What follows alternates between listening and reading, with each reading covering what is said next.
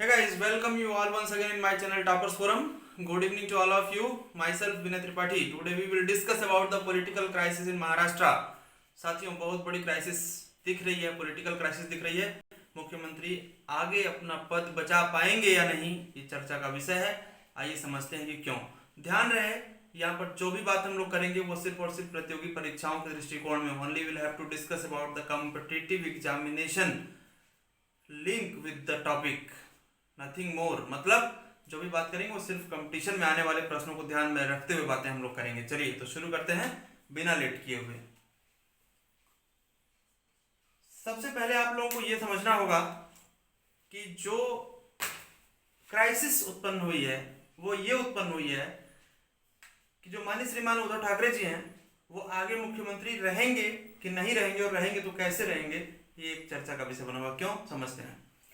जैसा कि आप लोग जानते हैं कि एक स्टेट होता है, उस स्टेट के अंदर एक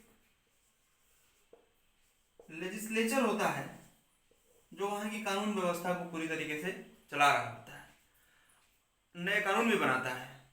अब इस कोविड-19 की बीमारी में जहां महाराष्ट्र इस बड़ी समस्या से जूझ रहा है, वहीं दूसरी तरफ वहां पर क्या क्राइसिस उत्पन्न हुई है, हम लोग बात करते हैं। स्टेट लेजिस्लेचर के अंदर साथियों क्या क्या चीजें निकल करके आती हैं। एक तो स्टेट लेजिस्लेटिव असेंबली होती है, दूसरा स्टेट लेजिस्लेटिव काउंसिल होता है, और तीसरा गवर्नर होता है।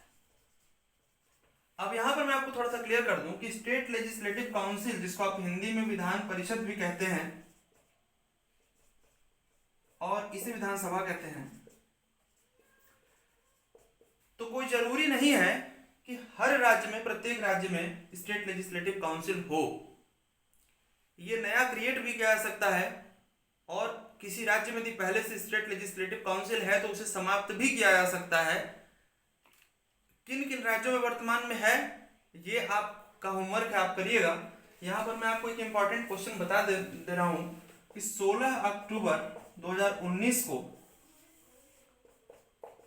जम्मू एंड कश्मीर का state legislative council, Jammu and Kashmir का स्टेट लेजिस्लेटिव काउंसिल एबॉलिश कर दिया गया, समाप्त कर दिया गया। तो आपके लिए यहाँ पर जो महत्वपूर्ण क्वेश्चन बन रहा है वो ये बन रहा है कि सर किस आर्टिकल में और किसको पावर है कोई स्टेट लेजिस्लेटिव काउंसिल को एबॉलिश करें। तो यहाँ पर आप ध्यान देंगे कि article 169 of the Indian constitution empowers to parliament to abolish the state legislative council on the recommendation of state legislative assembly. Right, आगे बढ़ते हैं। तो इसी क्रम में महाराष्ट्र में गवर्नर है जिनका नाम आप जानते होंगे भगत सिंह कोश्यारी है, और एक मुख्यमंत्री साहब भी हैं जिनका नाम माननीय उद्धव ठाकरे साहब है। तो अब प्रॉब्लम क्या है? प्रॉब्लम ये है, पहले ये देख लेते हैं कि गवर्नर का अपॉइंटमेंट कैसे होता है। तो आर्टिकल 155 स्टेट्स दैट कि president shall appoint a governor in the states. तो the governor shall be appointed by the president of India। अब यहां पर आप देखिए क्वेश्चन क्या बनेगा कि गवर्नर का क्या होता है। तो आंसर होगा अपॉइंटमेंट होता है, हिंदी में कहते हैं नियुक्ति होती है। क्वेश्चन नंबर 1, कौन करता है? तो प्रेसिडेंट करते हैं, राष्ट्रपति करते हैं। और किस आर्टिकल में करते हैं? तो आंसर होगा आर्टिकल नंबर 155 में करते हैं। इसके बाद देखिए आर्टिकल 164। आर्टिकल 164 का जो क्लास 4 है वो ये कहता है कि गवर्नर किसी भी व्यक्ति को as a chief minister appoint करेंगे। मतलब CM shall be appointed by governor. अब यहां पर बच्चों ध्यान देने वाली जो बात है, कई बार क्वेश्चन आ चुका है कि सीएम का क्या होता है। तो अगेन सीएम का भी अपॉइंटमेंट होता है, नियुक्ति होती है, चुनाव नहीं होता है, चयन नहीं होता है, नामकरण नहीं होता है। ठीक है, सीएम का क्या होता है? अपॉइंटमेंट होता है। कौन करता है? गवर्नर करता है। किस आर्टिकल में? आर्टिकल 164 में। और साथ में ध्यान देने वाली बात यह भी है कि इसी आर्टिकल में यह भी समझा जाएगा कि जो भी कोई भी व्यक्ति सीएम बन सकता है, भले ही वो स्टेट लेजिस्लेटिव असेंबली का मेंबर हो, स्टेट लेजिस्लेटिव काउंसिल का मेंबर हो या ना हो। मतलब यदि आप नहीं भी हैं तो आप भी मुख्यमंत्री बन सकते हैं, लेकिन उसके लिए आपको 6 महीने के अंदर अपनी सदस्यता वहां पर लेनी पड़ेगी स्टेट लेजिस्लेटिव काउंसिल में या स्टेट लेजिस्लेटिव असेंबली में। तो जैसा कि आप लोग जानते हैं, स्टेट लेजिस्लेटिव काउंसिल में यदि आपको मेंबर बनना है तो पहला तो तरीका यही है कि आप चुनाव लड़ करके आए, विधायक बन के आए। तो इस समय वर्तमान में कोविड-19 को ध्यान में रखते हुए देखा जाए तो जो इलेक्शन कमीशन है, इलेक्शन कमीशन जिसे आर्टिकल 324 में, कॉन्स्टिट्यूशन के आर्टिकल 324 और पार्ट 15 में पावर दिया गया है कि आप इलेक्शन कंडक्ट कराएंगे। तो ये इलेक्शन कमीशन इस समय कोविड-19 के महामारी के दौरान इलेक्शन कराएगा नहीं किसी भी कंडीशन में, क्योंकि मास गैदरिंग अलाउड नहीं है। अच्छा, जब श्रीमान उद्धव ठाकरे जी को मुख्यमंत्री बनाया गया था तो वह डेट थी 28 नवंबर 2019। अब यहाँ से आप 6 महीने देख लो, 6 मंथ देख लो, तो ये पूरा हो जाएगा 28 मई 2020 को। जब इन्हें as a chief minister governor ने अपॉइंट किया था तो उस टाइम पर ना ये स्टेट लेजिस्लेटिव असेंबली के मेंबर थे और ना ही स्टेट लेजिस्लेटिव काउंसिल के मेंबर थे। इन्हें 6 महीने के अंदर अपना मेंबरशिप लेना है।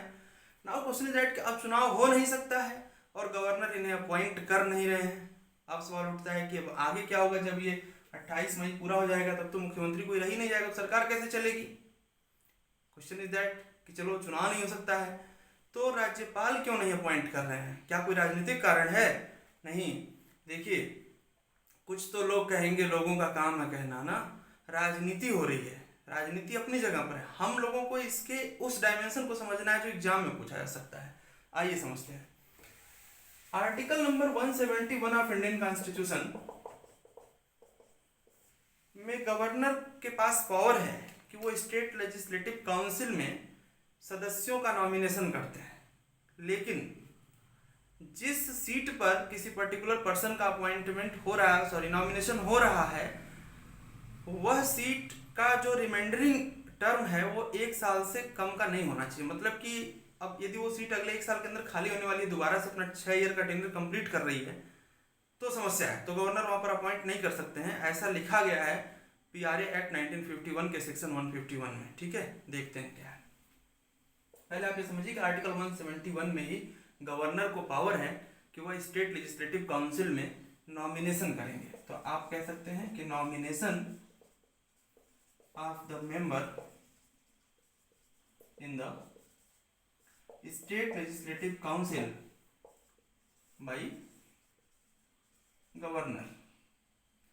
अब यहां पर बात यार ये है कि जो भगत सिंह कोश्यारी है, महाराष्ट्र के जो गवर्नर हैं, वो उद्धव ठाकरे साहब को रख दें, लेकिन वर्तमान में महाराष्ट्र के स्टेट लेजिस्लेटिव काउंसिल में सिर्फ 2 सीटें खाली हैं और उन 2 सीटों का भी जो टेनियर है वो 6 जून 2020 को समाप्त हो रहा है। तो अकॉर्डिंग टू, ध्यान दीजिएगा कि 6 जून 2020 को उन 2 सीटों का टेनियर समाप्त हो जाएगा। तो according to people representation act 1951 section 151A, governor ऐसी किसी सीट पर किसी को अपॉइंट कर ही नहीं सकते हैं जिस सीट का टेन्योर 1 साल के अंदर समाप्त हो रहा हो। तो अब यहां पर गवर्नर की मजबूरी है और उधर इलेक्शन कमीशन की मजबूरी है और सरकार का होना जरूरी है। तो अब आप क्या करेंगे, आप अपनी पैनी नज़र बनाए रखिए कि आगे क्या होता है। ठीक है, और जितना मैंने पढ़ाया है इसको रिवाइज करिए फ्रिक्वेंटली, क्योंकि एग्जाम में आर्टिकल 155, 164, 171, 324 या PRA एक्ट 1951 का सेक्शन 151 आपसे एज इट इज कभी भी पूछा जा सकता है। फिर बाद में मत कहिएगा पता नहीं कहाँ से क्वेश्चन आते हैं, पता ही नहीं चलते हैं। ये मुद्दे हैं जो चर्चा में रहते हैं। ठीक है, थैंक यू।